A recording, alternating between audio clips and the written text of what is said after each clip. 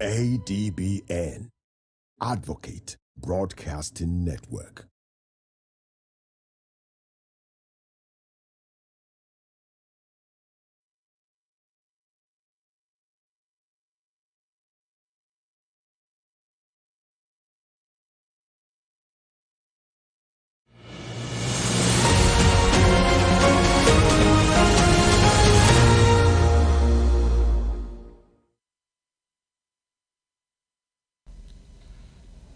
This is ADBN News.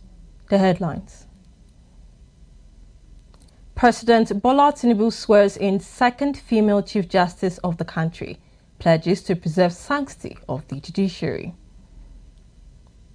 Protest organizers insist on 1st of October demonstrations amid government's pleas and police warnings. Nigeria's human capital and climate resilience receives boost with World Bank's fresh approval of $1.57 billion. On the foreign scene, Lebanon's Prime Minister Najib Mikati calls for ceasefire following Israeli-Hezbollah conflict, stresses need for international collaboration. And in sports, Nigeria National League unveils plans for player and coach awards for upcoming season. Good evening. I am Amma Marcus. Now the details. President Bola Tinubu has sworn in Mrs. Kuridat Kekere-Ekun as the Chief Justice of Nigeria. The ceremony took place in the Council Chamber of the State House in Abuja. President Tinubu lauded Justice Kekere-Ekun's rise as a testament to hard work and inspiration to women, particularly young girls in a male-dominated profession.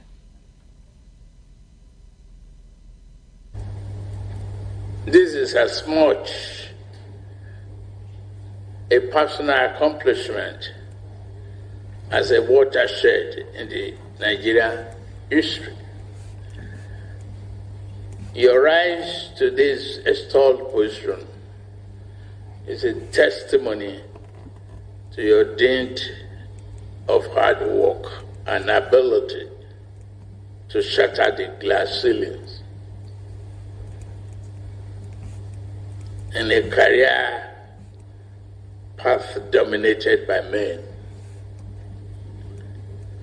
This day has also been cemented the judiciary as a self-evolving and progressive institution. And I specifically congratulated Nigerian women. Yes, any girl child can dream big and have her dream come true. It is worth celebrating. He underscored the pivotal role of the judiciary in safeguarding Nigeria's constitutional democracy. The judiciary is an important pillar constituting the tripod that holds our constitutional democracy. Indeed, the Nigerian judiciary at various times in the history proven to be the moderating force that ensures that everyone remains in check, and we are in check. Your role as the last hope of the common man serves to sustain our people's confidence in democracy, knowing well that there is an important arbiter that can always give them redress if they are wronged. For this function, it is important that our judiciary remains truly independent. President Tinubu reiterated his government's dedication to improving judicial officers' welfare and working conditions, noting that recent decisions to enhance their effectiveness in administrative justice. While we may have reasons to interface as complementing component of the same government, the government under my watch will also be mindful of the clear line demarcating the two of us.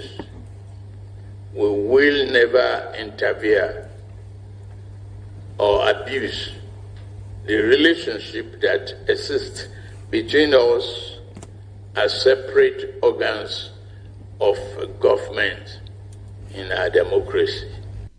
He urged Justice Kekere-Ekun to continue upholding the principles of ethical leadership, fearlessness and honesty that have defined her career. I want to urge the new Chief Justice of Nigeria to continue to uphold our reputation of being an ethical, fearless, and honest jurist. The Nigerian judiciary needs a leader with these qualities at this time, and I have no doubt that he will set the pace for others to follow. I congratulate you. I congratulate Mama Savage for witnessing this occasion. With this appointment, Justice Kekere-Ekun becomes the 23rd Chief Justice of Nigeria and the second woman to hold the position after Justice Aloma Mukhtar. The event was attended by the Vice President, Senator Kashim Shettima, the Senate President, Senator Godswill Akpabio, Speaker of the House of Representatives, Honorable Tajuddin Abbas, and several ministers and dignitaries. Into other stories, organizers of the 1st of October protest against economic hardship have confirmed plans to proceed with the event, despite appeals from the federal government and warnings from the Nigeria Police Force. Former presidential candidate and activist Mr. Omoyele Sowore, a key leader of the protest, provided an update on his social media platform X, reiterating that demonstrations will take place nationwide. Mr. Sowore disclosed that the main protest would hold at the Eagle Square in Abuja and emphasized that it will be peaceful. He highlighted the widespread hunger affecting the nation, stating it is crucial for Nigerians to come together in protest.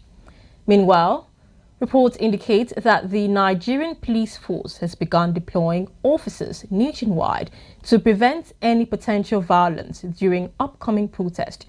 FCT Police Command disclosed strategic deployment of sufficient personnel and equipment throughout Abuja in preparations for Independence Day celebrations. In a statement today by the Police Public Relations Officer, Adbn Josephine Ade, the initiative aims to ensure a smooth and secure celebration for residents of the Federal Capital Territory. She said the deployments will include explosive ordnance disposal teams, anti-riot equipment, and enhanced visibility policing. Additionally, traffic diversions would be implemented in areas anticipated to draw large crowds, such as the Central Area and Eagle Square. While celebrating Independence Day, the police encourages residents to remain vigilant and report any suspicious activities or movements to the FCT Police emergency lines. Meanwhile, Lagos State government reiterated that court restrictions limiting protest to designated venues remain in effect. Attorney General Lawal Pedro affirmed the governor's directive regarding public safety. Lagos Police Commissioner CP Olarewaju Ishola also met with protest organizers to assure them that security arrangements have been coordinated with relevant agencies, urging them to maintain peace during the demonstration. Niger State Police Command confirmed the deployment of personnel and security resources, with spokesman Wasiu Abiodun stating they will ensure public safety and orderliness. Niger's Commissioner of Police Shipi Shawolu Damaman instructed the area commanders and tactical units to enhance police visibility to avert any disturbances. Similarly, Kano State Police Command confirmed strategic deployments in anticipation of the protest. In Kaduna, Police have taken proactive measures to mitigate potential violence, while Kogi State Commissioner of Police, CP Bertrand Onuwa, urged protest organizers to reconsider their plans and allow the government more time to address the nation's economic issues. However, National Director of the Take It Back movement, Juwon Sanyul, disclosed that preparations for the protest are well underway and emphasized their intention to proceed despite government pressures. In Jigawa State, police are prepared to ensure security with plans to protect critical national assets.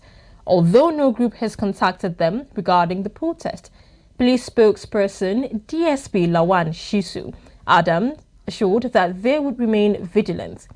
In Katsina State, no groups have expressed interest in participating in the 1st of October protest, and the police command confirmed it has not received any official notifications. However, they have made necessary arrangements to maintain law and order during the event. In Ekiti, the State Commissioner of Police, CP Adeniran Akinwole, has urged youths in the state to avoid participating in the upcoming protest to prevent potential hijacking by miscreants. He emphasized that pursuing legality should not involve engaging in illegal activities, encouraging young people to choose peace and dialogue instead.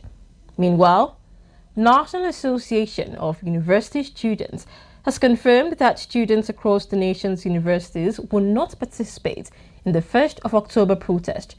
The association urged students to avoid any demonstrations organized by individuals or groups on Independence Day. At a press conference in Abuja, NAU's leaders indicated they are making arrangements to engage in dialogue with relevant authorities to safeguard students' interests. NAU's national president, Mr. Josiah Oche Peter, also called on the Nigerian National Petroleum Company Limited to take proactive measures to ensure that all fueling stations sell petroleum products at a uniformed price. In response to the planned protest, the federal government has appealed for calm, urging protesters to remain calm and refrain from violence. Minister of Information and National Orientation Alhaji Muhammad Idris emphasized the government's commitment to maintaining peace and unity as Nigeria celebrates its 64th independence anniversary and 25 years of uninterrupted democracy. He highlighted the importance of recognizing opportunities within the government's policies for the betterment of all Nigerians. As Nigeria celebrates its 64th Independence Day, some citizens believe the country has made significant progress despite numerous setbacks. Those optimistic about Nigeria's potential recognize the contributions of the founding fathers in making this day possible. Our correspondent, Oshonu Temple, now reports. Nigeria got her independence on October 1st, 1960, and 64 years down the lane, Nigeria still believes, despite many setbacks such as flood, insurgency, agitations, the country has made appreciable progress in provision of infrastructure. They also paid glowing tributes and extolled the immense contributions of the founding fathers. Where we are supposed to be far more than where we are. The purpose of our freedom fighters that ensure that Nigeria must be together, their reasons, their purpose has been defeated. This is not what they dreamed for. The likes of Nnamdi Azikiwe, Bafemi Awolowo, and all that you can call. While we agree that they worked so hard for the creation of the state and for the advancement of the state, some of them also worked very hard to keep us the way we are. It's just unimaginable that we have gotten to where we are today as a country. At 64, we should be close to an advanced nation. But rather, we have retrogressed beyond even a third world country. That is the situation we are in. These men you just mentioned were great men that met well for this country called Nigeria. You know, in their days, they were tall, they were respected all over the world. Wherever they go, they know these people are Nigerian. But for some political pundits, the country needs rebirth that will accommodate divergent interests and create room that will address plight of the common man. In the then days, we were talking of farm. Cocoa was in the south, in the north there was groundnuts, in the east there was even coal. And these things were used in developing Nigeria. But today, everybody fall back to the oil from the Niger Delta. We all wait for the revenue from the federal. But whereas it comes from the Niger Delta, the oil wealth is what everybody is looking at to survive in Nigeria. That is why we cannot move forward.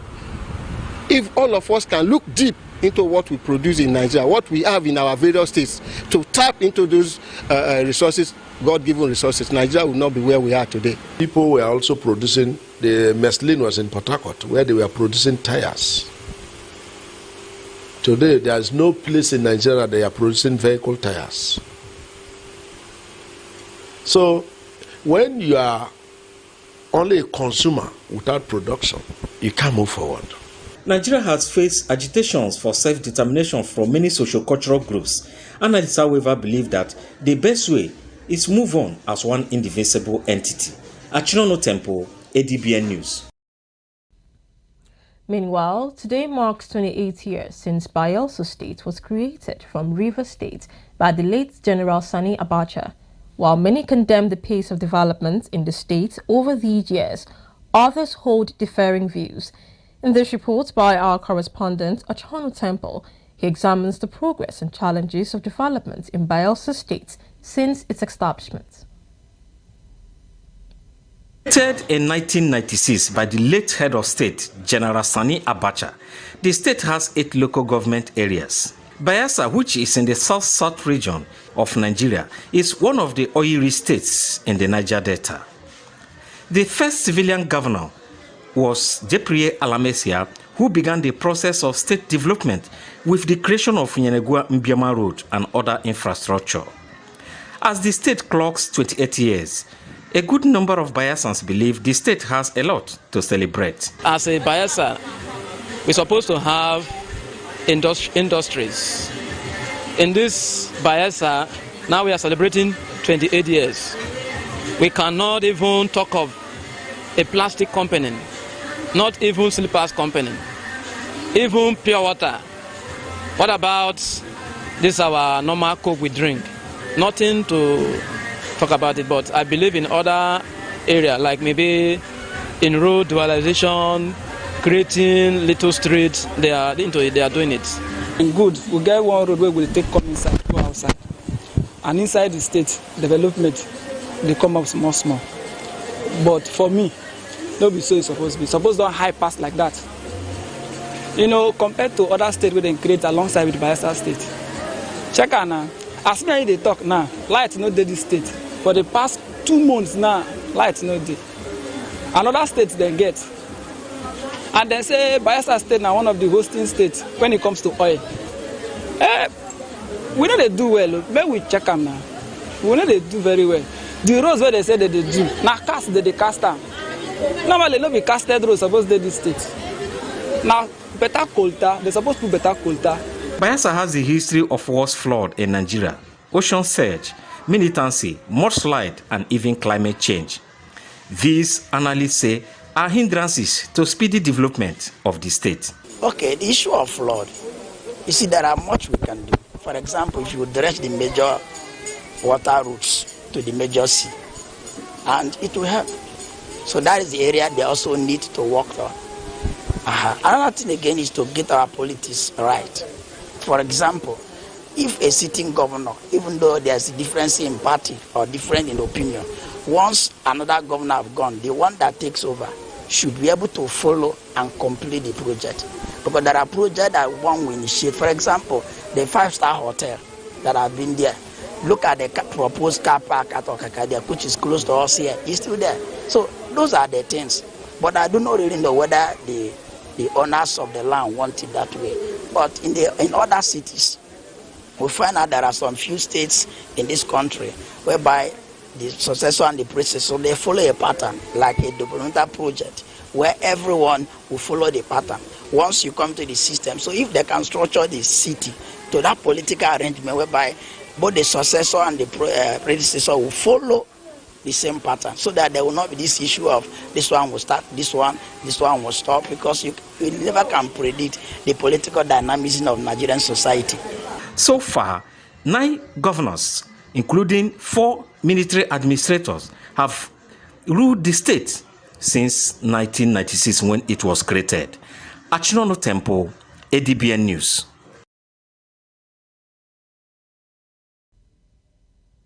World Bank has approved 3 operations totaling $1.57 billion to assist the Nigerian government in enhancing human capital by improving health outcomes for women, children and adolescents, as well as building resilience against climate change impacts.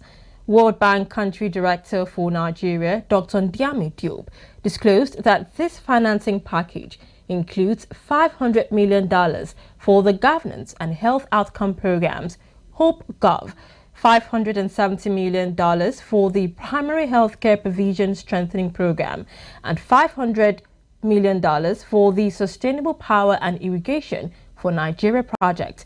He said the HOPE-Gov and HOPE-PHC programs will support the federal government in enhancing service delivery in basic education and primary health care, which are crucial for improving Nigeria's human capital development. The SPIN project, according to him, aims to enhance dam safety and water resource management for hydropower and irrigation in select regions of Nigeria, while HOPE-Gov will tackle governance weakness in 2 key human development sectors, focusing on challenges related to financial and human resource management in education and healthcare.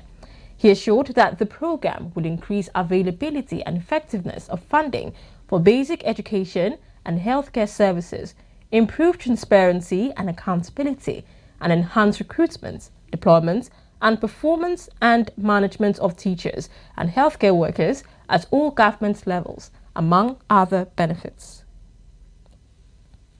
Away from that, Minister of Innovation, Science and Technology, Chief Uche Naji, has reaffirmed federal government's commitment to achieving zero poverty, zero unemployment, and zero net carbon emissions.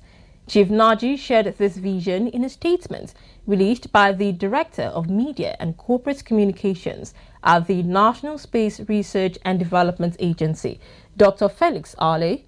The statement said Chief Naji made the declaration during the 8th United Nations General Assembly high-level side events on social, business, youth, and technology in New York, USA. He noted that this initiative aligns with global sustainable development goals and highlights the transformative power of technology and youth-led innovations. Chief Naji emphasized the importance of international collaboration to promote sustainable development and climate action and outlined Nigeria's strategic initiatives, including a 13-year science, technology, and innovation roadmap designed to transition the country into a knowledge-based economy. The minister urged international community to support initiatives that align with this vision of the 3 zeros. In the power sector, the Minister, Chief Adebayo Adelabu, has disclosed that over 40% of Nigerians now enjoy 20 hours of daily electricity supply. In a statement from his media aide, Chief Adelabu attributed this achievement to transformative measures implemented by the government to provide a more stable and regular electricity supply. You would recall that the federal government, via the Nigerian Electricity Regulatory Commission, NERC, lifted electricity subsidies for approximately 2 million customers in Band A in April, promising them at least 20 hours of daily power. NERC's data August data reveals an average power generation of 4,150 megawatts for Nigeria's population of over 200 million. Notably, Chief Adelabu mentioned that the ministry is currently generating over 5,500 megawatts of power, with plans to improve this record by the year's end. A reliable electricity remains a key campaign promise of President Tinubu. He underscored the importance of stable electricity in driving economic development, citing this critical role in the success of developed nations. And to flood response measures now, National Emergency Management Agency has deployed a team to monitor Benue and Niger rivers following the release of water from the Lagdo Dam in Cameroon. NEMA spokesperson Mr. Manzo Siko confirmed to newsmen that some communities have already been affected by this release. Meanwhile, the federal government has forecasted 5 days of heavy rainfall, which could result in flooding areas across 15 states. This prediction, obtained from the National Flood Early Warning System Center for the Federal Ministry of Environment, advises stakeholders to remain vigilant. The forecast indicates that heavy rain may lead to flooding in specific areas between the 29th of September and the 3rd of October 2024. The states at risk include Akwa Ibom, Adamawa, Bauchi, Bayelsa, Kebbi, Kaduna, Katsina, Kwara.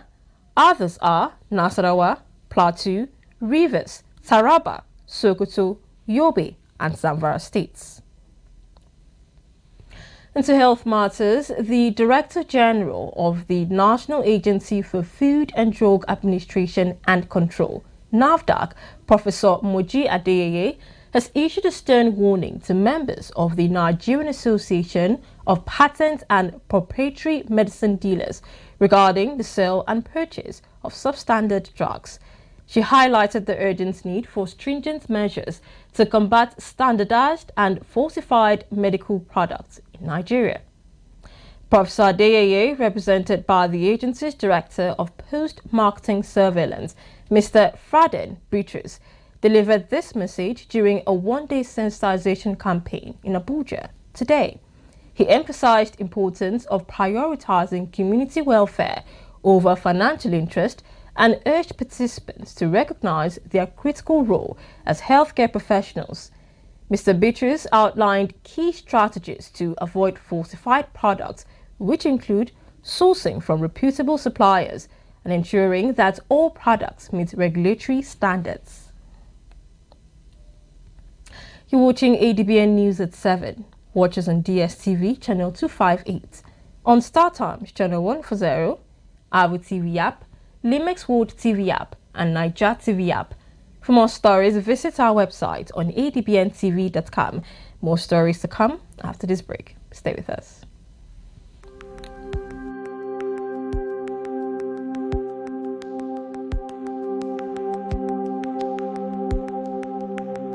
Welcome to the Niger Delta, a region of incredible beauty and stark contrast. From its breathtaking landscapes to its rich cultural heritage, this is a place where history and modernity collide. But beneath this serene surface lies a story of struggle and resilience. The Niger Delta is the lifeblood of Nigeria's economy, home to vast oil reserves that fuel the nation, yet it is a land where the people fight for their share of the wealth. Join us on the program Niger Delta Today as we explore the heart of the Niger Delta, discover the vibrant cultures, the struggles for environmental justice, and the stories of the people who call this place home. This is the Niger Delta, a land of contrast, a story of resilience, a journey of hope. Don't miss our exclusive series, Niger Delta Today, every day at 12 noon, only on ADBN TV. Witness the untold stories, experience the journey, be part of the change.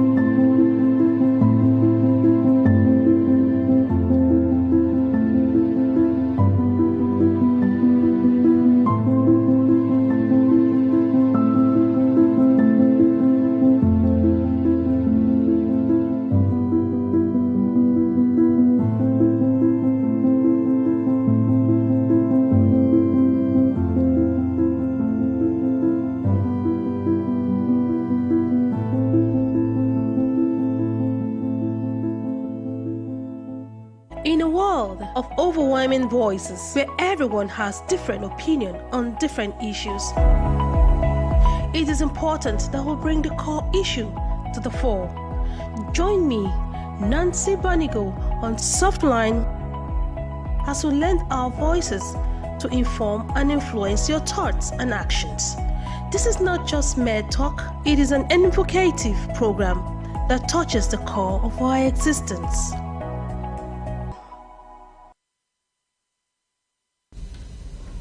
Welcome back and thank you for staying tuned. You're watching Adbn News at 7. Federal High Court in Abuja has again prohibited an independent National Electoral Commission from releasing voters' register to Rivers State Independent Electoral Commission, RISEC, for the upcoming local government elections scheduled for the 5th of October 2024. Justice Peter Lifu issued the order today while ruling on a suit brought by the All Progressives Congress in Rivers State. In his judgment, he criticized RISEC for setting the election date without adhering to relevant laws governing the electoral process. He ruled that RISEC violated local government election law by failing to publish the mandatory 90 days notice prior to fixing the election date. The judge further stated that the updating and revision of the voters' register must be completed before a legally valid election date can be established. He consequently ordered INEC not to release the certified voters' register for RISEC until all legal requirements have been fulfilled. Additionally, Justice Lifu barred RISEC from accepting or using any voters' register from INEC for the 5th of October elections. He also prohibited the Inspector General of Police and the Department of State Services from providing security for the elections. The judge directed all parties involved to maintain the status quo and refrain from taking further action regarding the election until the substantive suit is heard and resolved.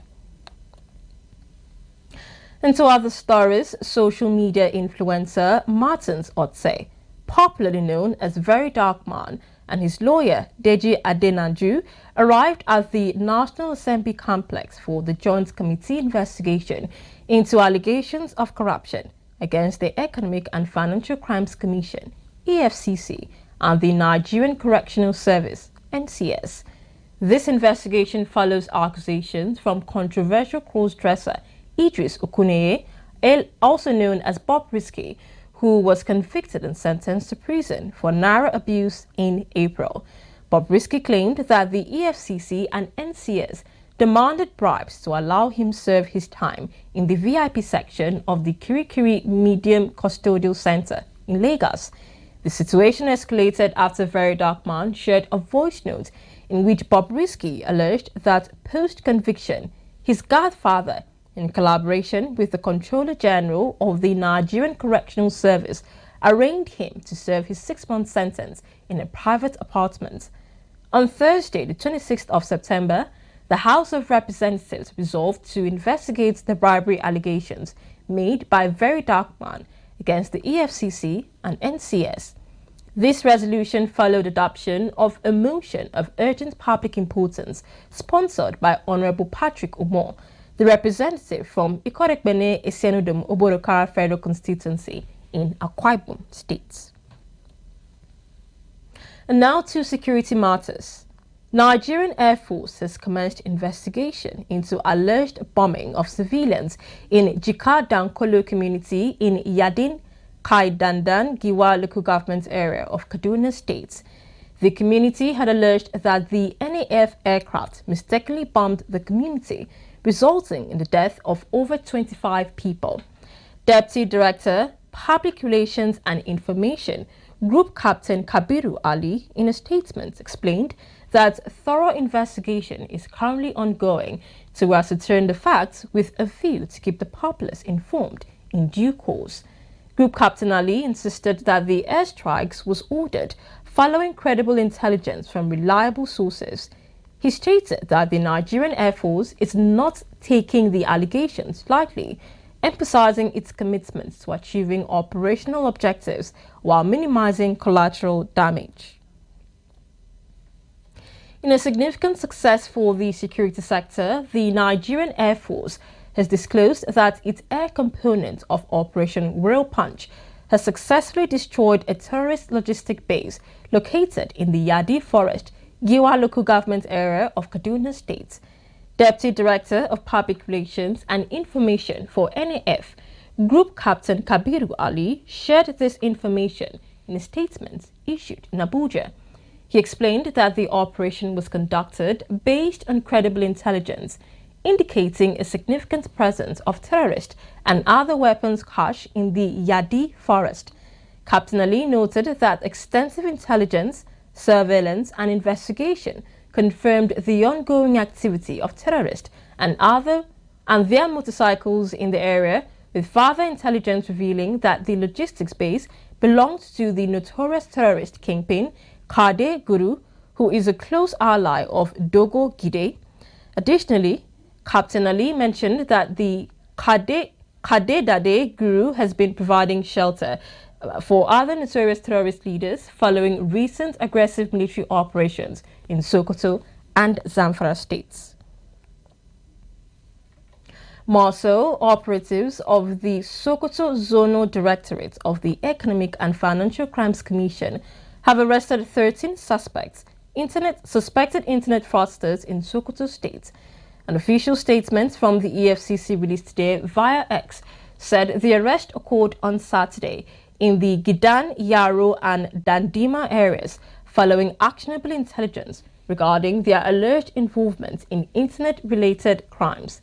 The statement revealed that all the suspects claimed to be students of Usman Danfodio University, Sokoto. The EFCC confirmed they will face charges in court upon completion of ongoing investigations. In further response to ongoing issues related to oil bunkering, Nigerian Navy has issued a warning to those involved in crude oil theft, sea piracy, unregulated fishing, and other maritime crimes, urging them to stay away or face legal consequences. Fleet Commander of the Eastern Fleet, an officer in Tactical Command for Exercise Sea Guard 2024, Rear Admiral Mohammed Moye, made the statement shortly after the exercise concluded at the military wing of the One Port in Rivers State today. Admiral Moye reiterated that the Navy would take decisive action against sea piracy, unregulated fishing, and oil theft within Nigeria's territorial waters.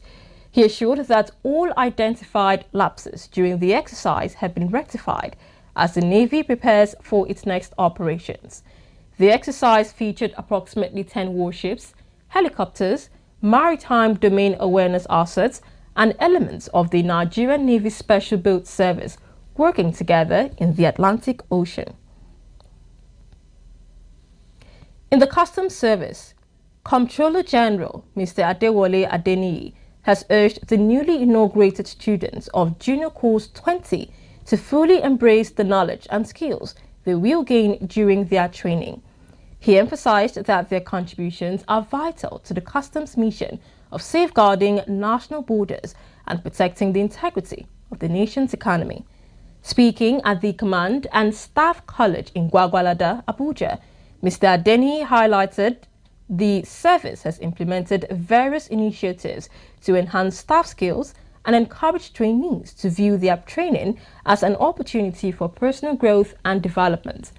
Represented by Deputy Comptroller General of Customs, Mr. Adeniyi reassured the officers that the Comptroller General is committed to supporting any individual willing to enhance their capabilities, expressing confidence that the trainees will contribute positively to the service's goals.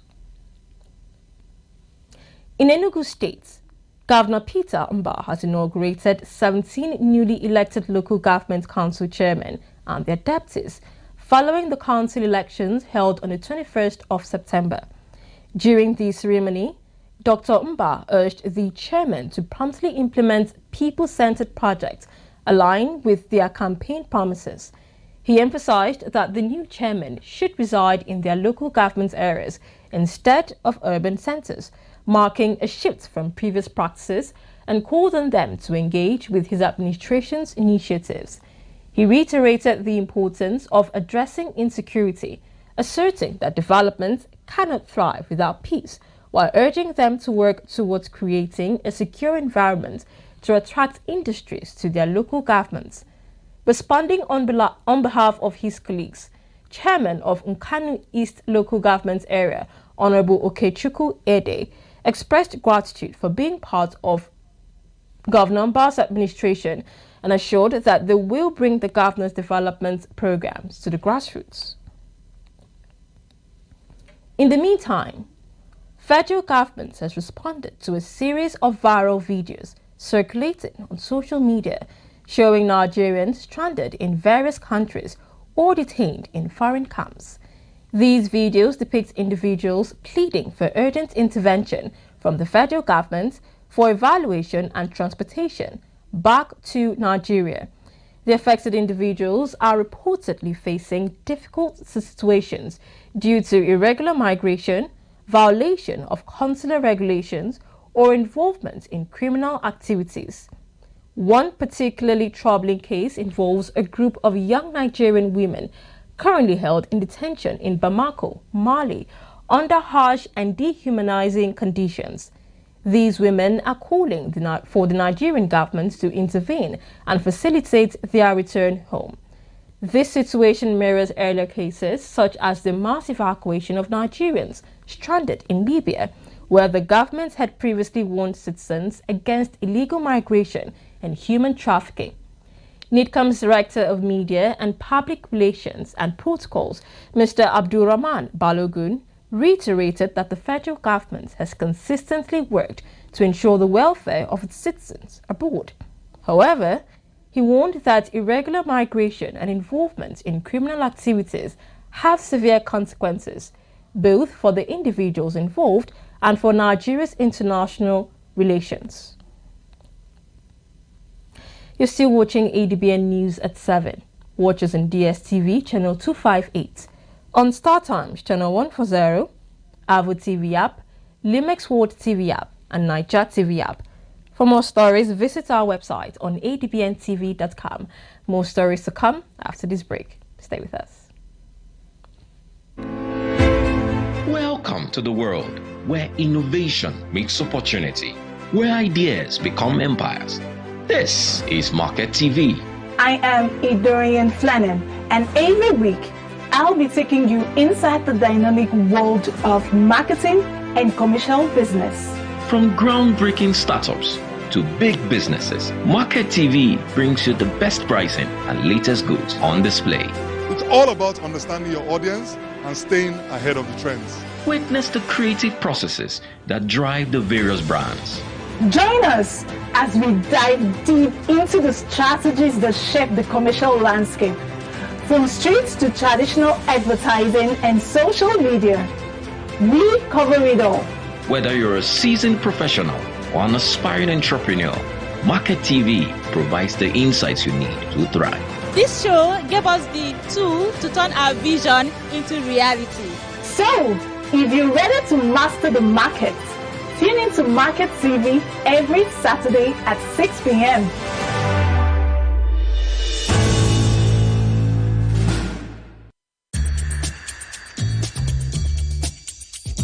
No matter wetin I see, enough fit make mouth heavy to talk am. That's now why people dey talk. You know wetin dey worry you, but you no go fit take help yourself. In this kind of situation now, what if they really no talk to una? Wetin be the way forward? They go bury our chairman on Thursday.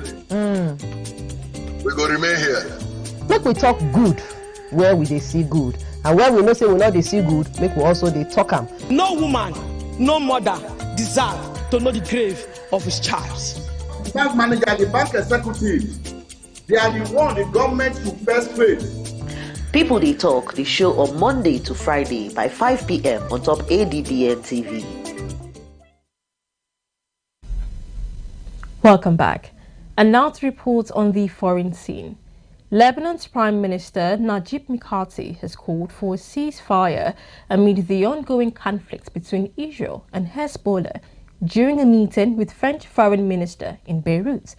In a statement from his office, McCarthy emphasized that ending Israeli aggression against Lebanon is crucial for finding a resolution and urged revival of the ceasefire appeal initiated by the United States and France. He highlighted that priority should be the implementation of United Nations Security Council Resolution 1701, which concluded the 2006 war between Israel and Hezbollah. Israeli airstrikes have primarily targeted Hezbollah strongholds in southern and eastern Lebanon, as well as in southern Beirut. On more developments rocking the region, Iran has stated it will not deploy deadly force to Lebanon or Gaza to confront Israel, despite ongoing Israeli strikes targeting its allies in the region. Iranian Foreign Ministry emphasized that there is no need to send additional or volunteer forces, as both Lebanon and fighters in the Palestinian territories possess the capability to defend themselves. Iranian spokesperson Nasser Khani noted that they have not received any request for assistance and are confident that local forces do not require help from Iran. However, he vowed that Israel would face consequences for its actions against the Iranian people and military personnel. In related developments, Iranian President Masoud Pezeshkian has visited Hezbollah's office in Tehran to express solidarity with leader Hassan Nasrallah. Supreme Leader Ayatollah Ali Khamenei vowed that Nasrallah's death would not be in vain, while First Vice President Mohammad Reif Asif suggested it would lead to Israel's destruction. Iran has also pledged to revenge the killing of Abbas Nilafushan, a high-ranking commander of the Quds Force who died alongside Nasrallah. Recently, Israel intensified airstrikes in Lebanon against the Axis of Resistance, a network of Iran-allied militant groups, including operations in Syria, Yemen, and Iraq. In the meantime, Hezbollah has vowed to continue its fight against Israel in support of Gaza, following the killing of its leader in a significant wave of airstrikes in Lebanon, which dealt a major blow to the group. In a televised address, Hezbollah's deputy chief, Naim Qassem, stated that a new leader to replace Hassan Nasrallah, who led a cult-like status among supporters, would be chosen at the earliest opportunity. Chief Qassem affirmed that the group is prepared for any Israeli ground offensive, despite the recent strikes that have resulted in the deaths of many top commanders. He emphasized that Hezbollah will persist in confronting the Israeli enemy in support of Gaza and Palestine, defending Lebanon and its people, and responding to the assassinations and killing of civilians. The strikes in Lebanon have resulted in hundreds of deaths and forced many more to flee, leaving the region on edge about potential further violence. Still on the Lebanon crisis, head of the United Nations Refugee Agency, Filippo Grandi, has reported that around 100,000 people have fled from Lebanon to Syria due to Israeli airstrikes, warning that this outflow is ongoing. Grandi stated that the UNHCR is actively present at 4 crossing points, working alongside local authorities and Syrian Red Crescent to assist the new arrivals. This mass displacement began a week ago on the 23rd of September, as confirmed by the UNHCR. Israel has recently intensified its attacks, expanding operations to Lebanon in addition to the Gaza Strip, targeting Hezbollah, Iran's regional ally. According to the Lebanese Health Ministry, in the past week, Israeli bombardments have resulted in the deaths of over 700 people in Lebanon, including 14 paramedics. UNHCR reported that approximately 30,000 individuals had crossed into Syria by Friday, with about 80% being Syrian nationals and 20% Lebanese. UNHCR representative in Syria, Gonzalo Losa, emphasized that these fleeing individuals are arriving in a country already grappling with over 13 years of crisis, violence, and economic collapse. He noted that those escaping the bombings arrive exhausted, traumatized and in need of urgent assistance. And now to sports. Nigerian National League has unveiled plans to introduce a series of awards for players, coaches and match officials ahead of the upcoming season, starting on the 30th of November. Our Abuja Sports editor Samuel Adeleke has details and more. The NLL disclosed that beginning with the 2024-2025 league season, a monthly award will be given for the best goalkeeper, best coach, most valuable player, top goal scorers, and the best behaved team. Additionally, to promote quality officiating, the NLL will introduce a monthly award for the best performing referee. The league body added that to further enhance the standard of play and ensure player safety, only stadiums meeting the NLL's facility criteria will be approved for the upcoming season. Meanwhile, Remo Stars technical advisor Daniel Ogumodede has hailed his team's impressive 2-1 victory over Rangers during their MPFL Match Day 4 clash. The match, held in Ikene on Sunday night, cemented Remo Stars' position at the top of the MPFL table, bringing their points total to 12 after 4 games. In a post-match interview, Ogumodede commended the players for their outstanding performance. In his reaction, Rangers head coach Fidelisi Lechukwu, however, expressed disappointment with the attitude of players and officials of Remo Stars following the loss, citing their lack of fair play.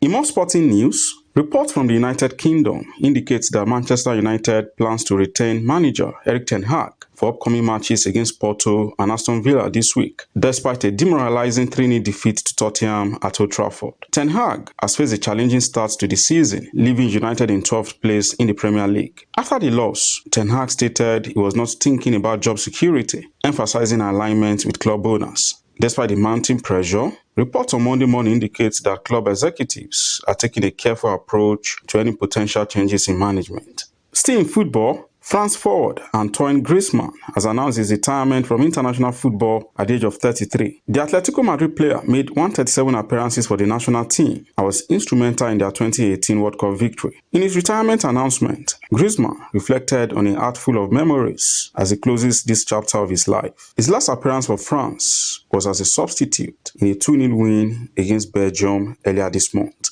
Samuel Adeleke, Adbn Television News. In more updates from the sports desk, Nigeria's Flamingos have unveiled their squad of 21 players who will represent the country at the 2024 FIFA Under-17 Women's World Cup in the Dominican Republic.